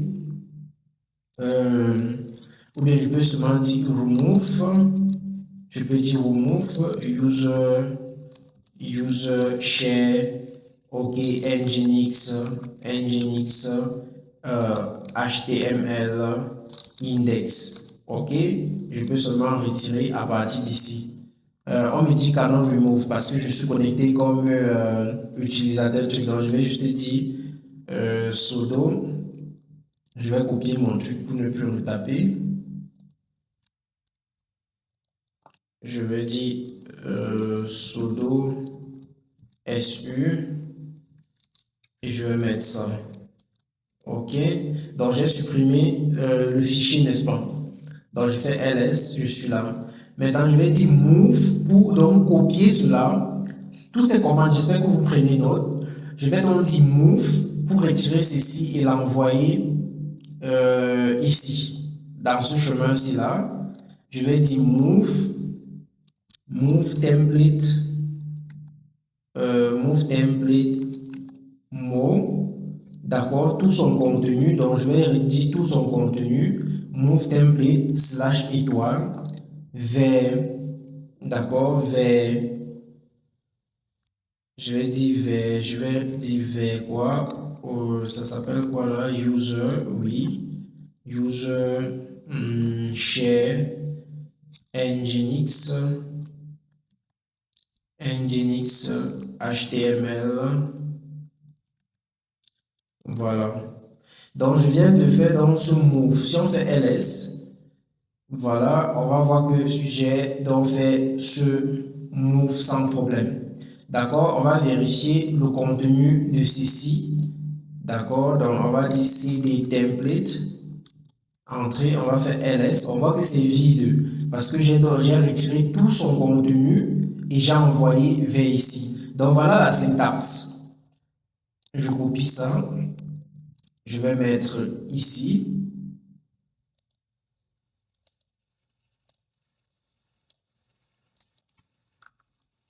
Je vais mettre ici. Donc, ça, c'est les fichiers qu'on veut copier et ça, c'est la destination, tout simplement. Maintenant, après avoir fait cela, on va donc aller dans CD, ou bien je peux juste monter un peu pour qu'on ne tape pas trop. HTML. Et là, ici, on fait CD, d'accord? On entre ici, on fait ls. On va voir que ici, on a, qu'est-ce que nous avons ici? Je vois comme si ça n'a pas été copié, hein. On a copié ça dans quoi tout à l'heure? Move ça vers blablabla. Parce que quand je regarde là, je ne vois pas. Ah non, c'est là. Ces fichiers sont là, je crois. Oui, voilà les CSS. Désolé, c'est moi qui suis voilà, donc les yeux ne voient plus bien. Donc si je fais 4, par exemple index, ok, on va voir, il y a le contenu maintenant. Parce qu'on avait supprimé l'autre, n'est-ce pas? Il y a vraiment du contenu. Voilà, donc maintenant, on va aller vérifier sur le navigateur. Voici la page par défaut que nous avions, donc on va actualiser. Waouh, voilà notre site maintenant. Ok, voilà le site que nous avons déployé avec en utilisant les lignes de commande, n'est-ce pas? Donc nous avons juste téléchargé un template comme ça et nous avons déployé sur ce VPS. Voilà, ça commence à être intéressant, n'est-ce pas? Super. Maintenant, après avoir fait ceci, il va falloir que vous preniez vraiment en compte cette commande que vous allez généralement très utiliser. Donc, essayez de vraiment la comprendre. Cette commande copy, ok, secure copy file, qui nous a permis de copier, ok, tout un site internet d'une machine locale vers une machine virtuelle vers notre EC2. Continuons. Dans cette partie, donc, nous allons finir avec nos commandes Linux. On va commencer par travailler sur les différents éditeurs qu'on peut utiliser dans Linux pour pouvoir modifier, créer des fichiers. Alors, vous devez savoir qu'il y a plusieurs éditeurs, mais les plus connus et les plus utilisés, nous avons le Nano, ensuite on a le VI et le VIM. Le Nano, c'est le plus simple, ok, vraiment pour les utilisateurs débutants de Linux, alors je vous conseille Nano. VI, c'est pour les utilisateurs, VI et Vim, c'est pour les utilisateurs vraiment anciens de Linux qui maîtrisaient vraiment comment ces éditeurs fonctionnent parce qu'il faut vraiment les apprendre à les utiliser. Mais je vais vous montrer comment les utiliser, ces trois éditeurs. Donc, ne vous inquiétez pas. Alors, VI, c'est un éditeur un peu très complexe et VIM est plus complexe et a plus de fonctionnalités. En fait, Vim veut dire VI Improve. Improve, comme ceci. Donc, c'est le VI Improve. Donc, on a ajouté d'autres fonctionnalités. Maintenant, dans ma machine, je suis connecté sur mon EC2. Si je fais ls, alors j'ai les fichiers parce que je suis dans le répertoire où il y avait notre HTML. D'accord? Je suis dans le répertoire HTML où nous avons loadé, chargé notre template.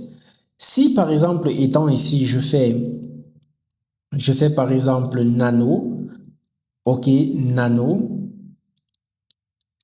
pour accéder à un fichier, il va falloir que je précise le nom du fichier. Mais au préalable, il va falloir que vous vous rassurez que vous avez Nano sur votre système. Si ce n'est pas le cas, vous devez installer Nano, Vim et Vi aussi. Comment vérifier que j'ai Nano? Je vais écrire Nano, vers version et je tape Entrée.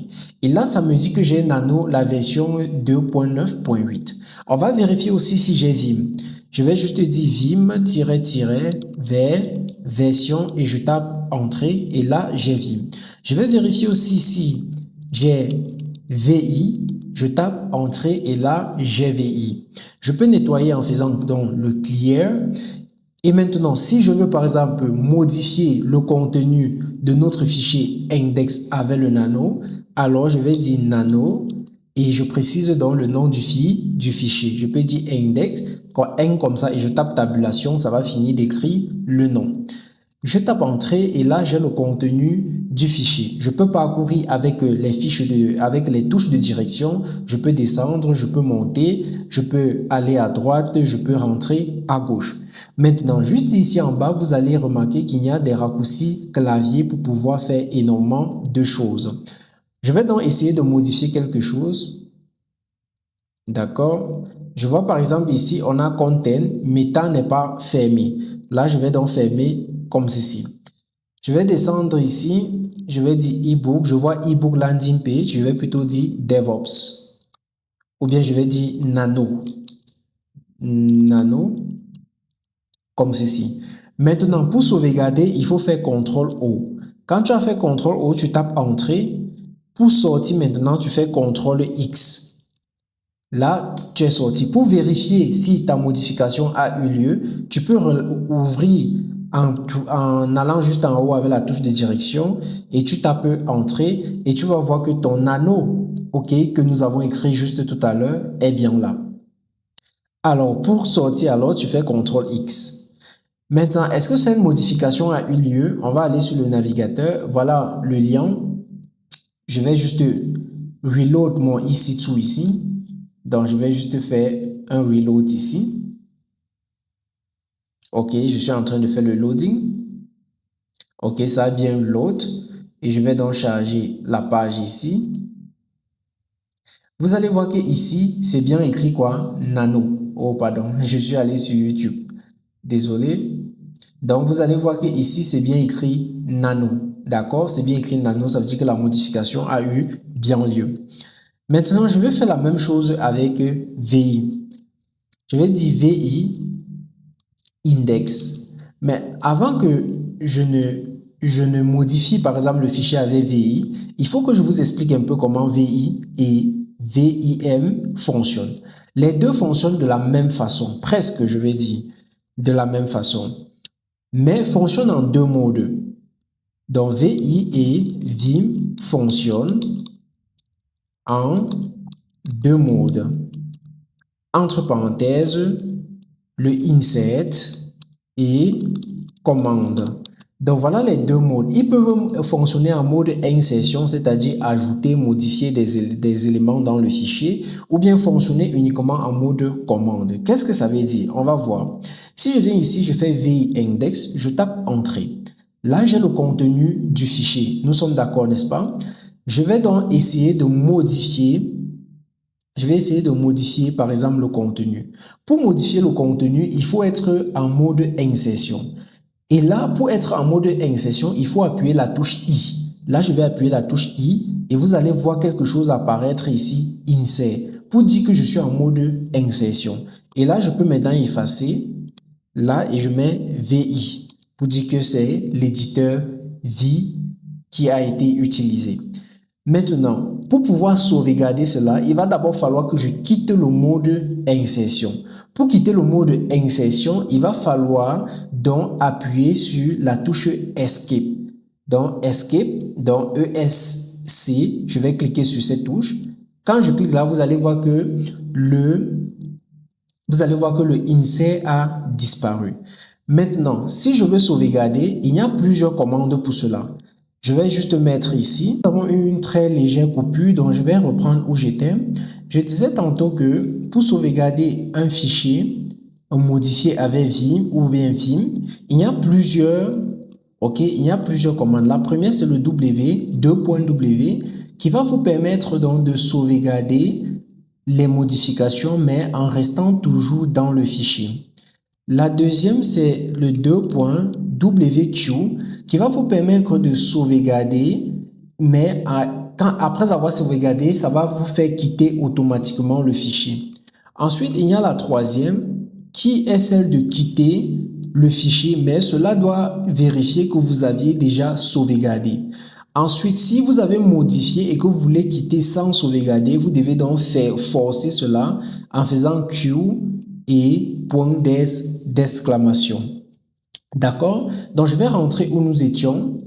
Nous étions avec le Vim. Donc, il y a un décalage ici. Dans la machine, s'est arrêtée aussi. On va se reconnecter. D'accord? Donc, je vais aller dans Download. Je vais agrandir. Dans la machine, c'est vu que j'ai essayé de regarder pourquoi ça s'est coupé. La machine s'est déconnectée entre-temps. Voilà, donc ça s'est déconnecté. Donc, on va aller dans User, Share, Nginx, HTML. Voilà, je nettoie. Donc, on va rentrer, on va faire VI, index. Voilà, donc ici, je vais mettre VI. Donc, pour pouvoir modifier, je vais taper dans le I pour insert. Je vais modifier ce que je veux modifier. Par exemple, je vais mettre VI ici. D'accord? Maintenant, pour sauvegarder, il va falloir que je quitte le mode insert, que j'aille au mode commande. Pour cela, je dois appuyer sur Escape, la touche Escape, qui est le ESC. Donc, je clique là, vous allez voir que le insert a disparu. Maintenant, pour sauvegarder, je dois faire .wq. Et là, je tape Entrée. Maintenant, pour voir si cela a marché, je vais entrer encore et je vois bien que j'ai VI ici là. Maintenant, je vais aller sur le navigateur, je vais actualiser. Et là, on va voir que j'ai bien VI Landing Page. Ok, on va continuer rapidement. On va continuer rapidement. Donc, pour sortir, je vais donc faire 2.q simplement. Je sors. Maintenant, le vim aussi, avec le vim, c'est la même chose, d'accord? Donc, je vais juste dire index. Là, je vais juste mettre, je vais taper insert et je vais mettre vim ici. Je vais taper escape pour quitter et je vais faire 2 points d'abord W juste pour sauvegarder et maintenant 2 points, je vais faire Q pour quitter. D'accord? Et là, si je pars actualiser aussi ici, j'actualise, alors tu vas voir que j'ai le VIM, Landing Page Template, tout simplement. On est d'accord, n'est-ce pas? Maintenant, vous auriez remarqué que on est capable d'utiliser ces navigateurs, ces éditeurs, autant pour moi, parce que ces éditeurs se trouvent bel et bien sur notre machine. Si vous n'aviez pas ces éditeurs, vous devez donc les installer en utilisant ce qu'on va appeler les package managers. Les package managers. Les package managers, en fait, nous permettent de manager les différentes librairies que nous ramassons sur Internet dans notre machine. En fait, c'est quoi les rôles et quels sont déjà ces packages avant de donner leur rôle? On en a deux, ok? Peut-être qu'il y en a plusieurs, mais je vais dire juste ce que je connais. Il y a le yums, ok? Il y a le apt. Maintenant, pour ceux qui sont sur Debian, Ubuntu, voilà, apt c'est pour vous. Oui, apt c'est pour vous, apt. Maintenant, pour ceux qui sont sur Fedora, Santos, quoi encore, Fedora, RHEL, ok. Pour vous, c'est le Yum. D'accord? Vu que je suis par exemple sur Amazon Linux, alors c'est le Yum parce que le Amazon Linux est basé sur le RHEL, ok? Sur le RHEL, tout simplement. Donc, c'est le Yum. Voilà. Donc, si vous n'avez pas cela, alors vous êtes obligé d'utiliser les package managers pour pouvoir installer. À quoi ça sert alors les package managers?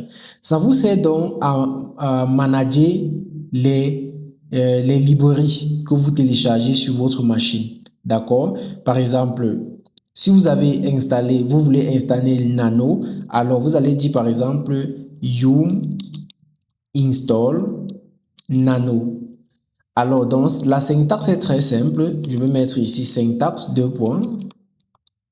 Syntaxe, c'est yum, d'accord, action.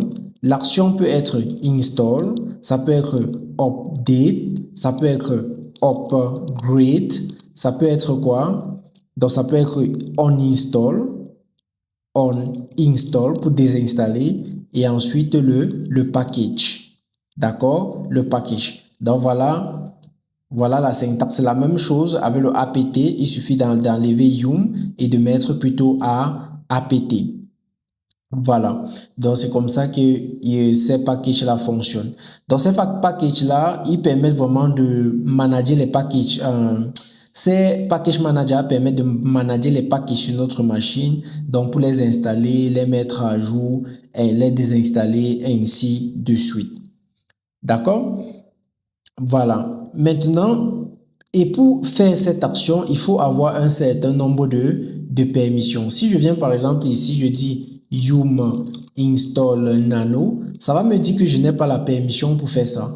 Donc, vous voyez, you need to be a root to perform this action. Donc, je dois être le root pour pouvoir faire cette action. Maintenant, je peux simplement devenir le root, par exemple, en faisant sudo su. Mais je vous avais dit que ce n'est pas conseillé parce que quand vous faites comme ça, toute la machine passe en route. Donc, toute commande que vous êtes exécutée est faite en super administrateur et ça peut créer des problèmes sur votre machine et ça peut aussi avoir des problèmes de sécurité. Alors, il faut toujours passer en route de façon temporaire en utilisant le sudo. Ok? Le sudo veut dire super do. Ok? Sopa user do. Sopa user do. Je vais mettre ça ici. Sudo, c'est sopa user do ou bien dos si on veut dire ainsi. D'accord? Là, je peux dire dans sudo yum install nano. Pardon, j'ai mal écrit install nano. Je tape entrée. Et là, vous voyez que ça a exécuté, ça dit que ça existe déjà sur la machine et c'est à jour. Voilà, donc je peux nettoyer juste. OK.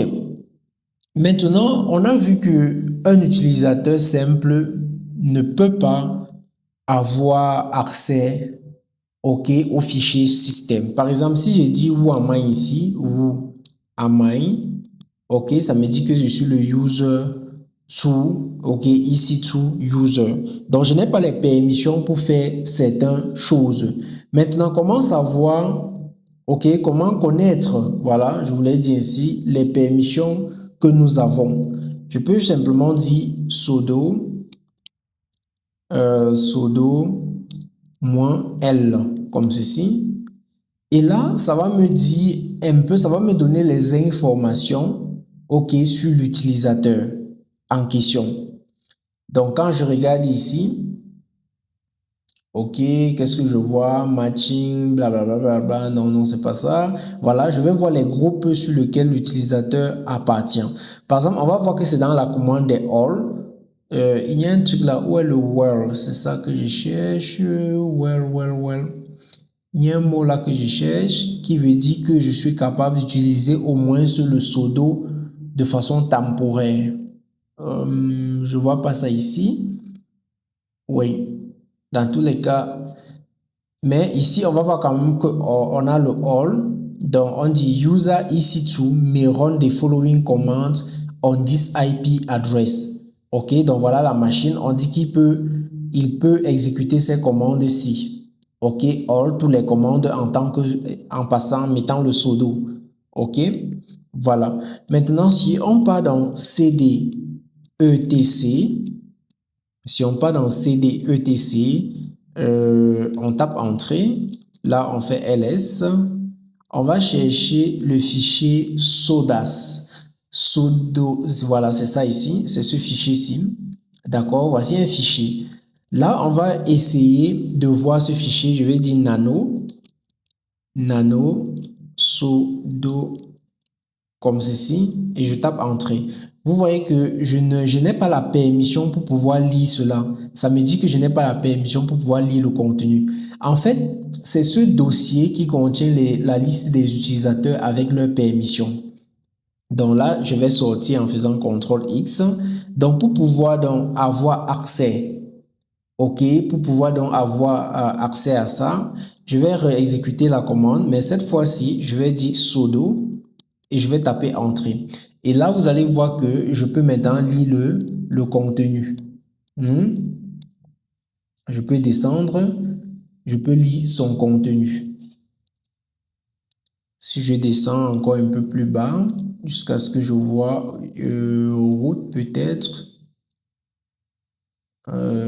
user, il y a route quelque part, voici ça. OK, vous allez voir ici que l'utilisateur route a toutes les permissions. D'accord, il peut faire tout. Vous allez voir ici que, OK, voilà le where que je cherchais. Allow people in group where, OK, les gens comme moi, d'exécuter dans la commande sudo de façon temporaire. OK, same thing without a password. OK, donc ça ne nécessite pas un password quand on met le sudo. D'accord? Voilà. Maintenant, si je veux modifier ça, ajouter par exemple mon utilisateur ici et lui donner toutes les permissions, comment est-ce que je fais? Je vais donc d'abord quitter en faisant CTRL X. Maintenant, comme c'est un fichier délicat et que je veux modifier et me rassurer que avant que ça ne sauvegarde, que ça a checké que la syntaxe est correcte, alors je vais dire plutôt vsudo. OK, vsudo et je vais mettre, je vais taper en, non, j'ai écrit quoi? Vsudo, non, je vais dire sudo. Qu'est-ce que j'ai écrit là? OK. Attends, je vais dire oui, sudo.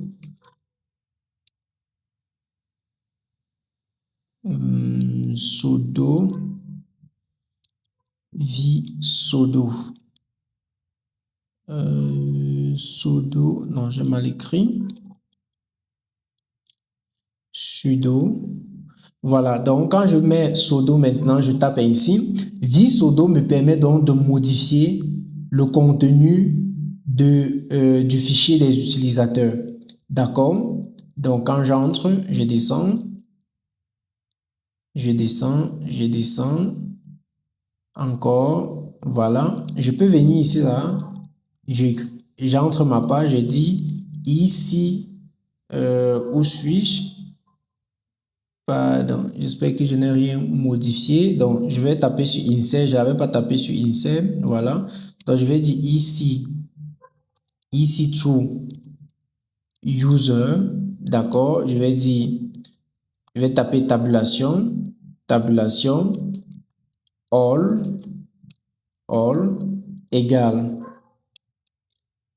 égale à all. OK, et je vais taper tabulation, je vais dire all. D'accord? Donc là, j'ai ici to user, je lui donne toutes les permissions du root. Donc je lui donne toutes les permissions du root, donc all égale à all. Maintenant, ici, ça c'est les groupes d'utilisateurs. OK, le world, si c'est pour les groupes d'utilisateurs. Donc là, je vais sauvegarder, je vais cliquer sur escape, je vais faire 2 points, WQ en minuscule, WQ. Là, ça a vérifié, on voit que ça a bien sauvegardé, mais avant, ça a vérifié que la syntaxe est propre. Maintenant, si je refais sudo, oui, je fais sudo, oui, -L. Maintenant, cette fois-ci, vous allez voir que l'utilisateur a tout, complètement tout. OK. Maintenant, on va voir s'il peut exécuter la commande yum là. Yum install, OK, yum install nano. Je tape entrée. Yum install nano. Qu'est-ce qu'on me dit ici? You need to be a root to perform this action. OK, pourtant je l'ai mis au niveau des routes, si je ne me trompe pas. J'ai mis, si j'ai bien écrit, c'est EC2-user. Je crois que c'est bien ça que j'ai écrit. Oui, donc EC2-user, je vais encore entrer. Je vais encore entrer voir. Sudo. Oui, j'ai mis EC2-user. Oui, j'ai mis all égale à all.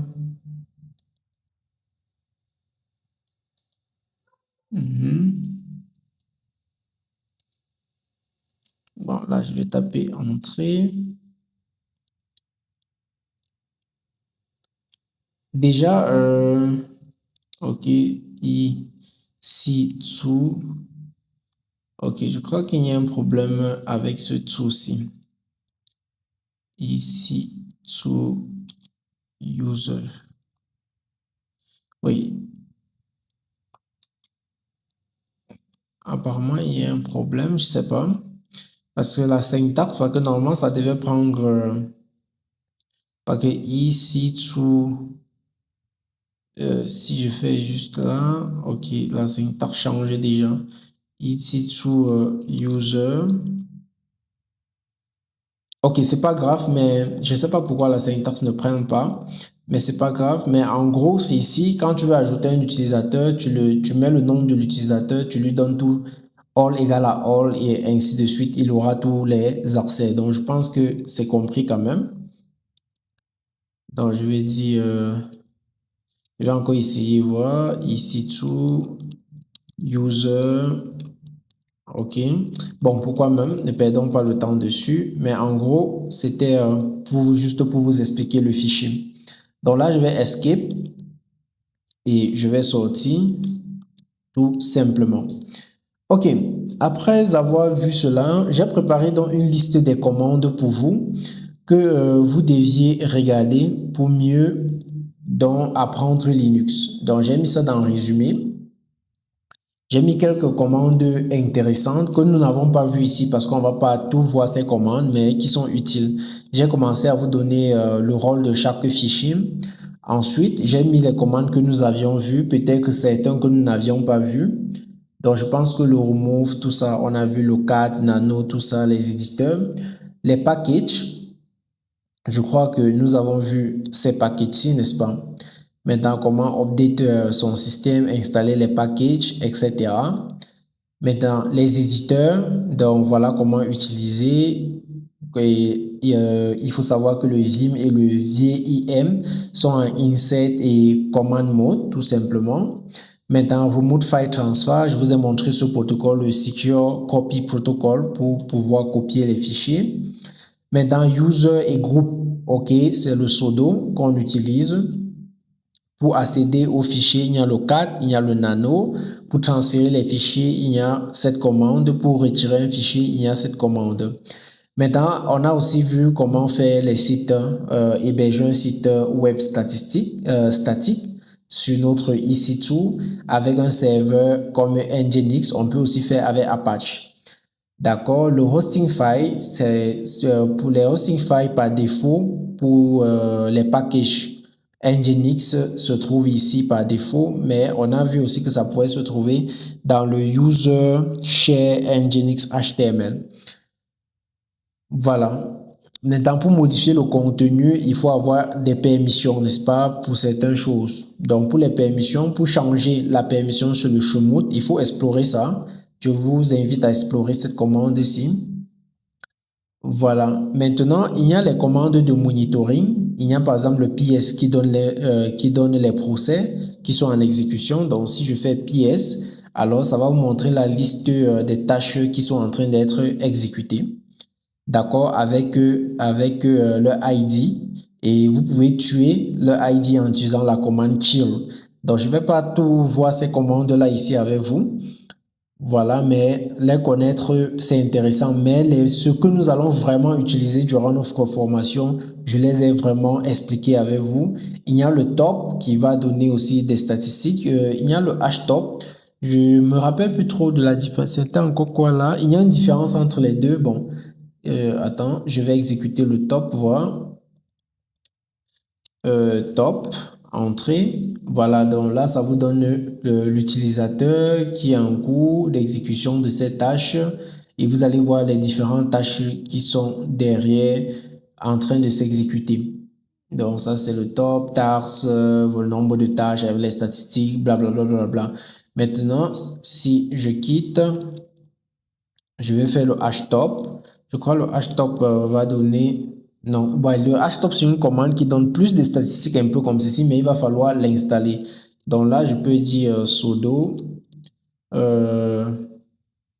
yum install htop.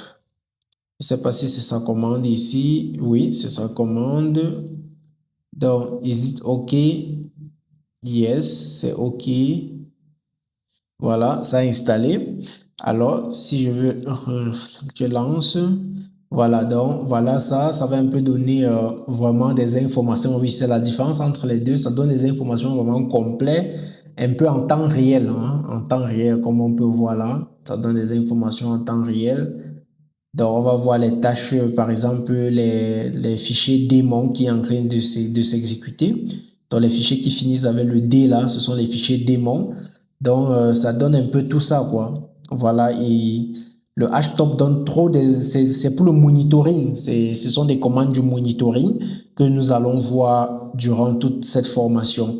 Bon, le htop, je l'utilisais souvent très fréquemment, mais il y a d'autres outils très puissants pour le monitoring qui a fait que depuis un temps, je n'ai pu utiliser vraiment ces commandes, mais on est tous passés par là. Donc, vous allez voir les différents procès, les différents utilisateurs, etc. en temps réel. D'accord? Donc, je vais quitter CTRL-C. Voilà. Ici aussi, on a la commande kill qui permet de tuer un procès. On a le pkill aussi, command top or kill the process. Donc, pour stopper un process ou bien pour arrêter un process, donc c'est le kill. Donc en gros, c'est le résumé ici de tout ce que nous avons fait sur la partie commande Linux. Donc à nous revoir dans la première partie où nous allons continuer avec le DevOps.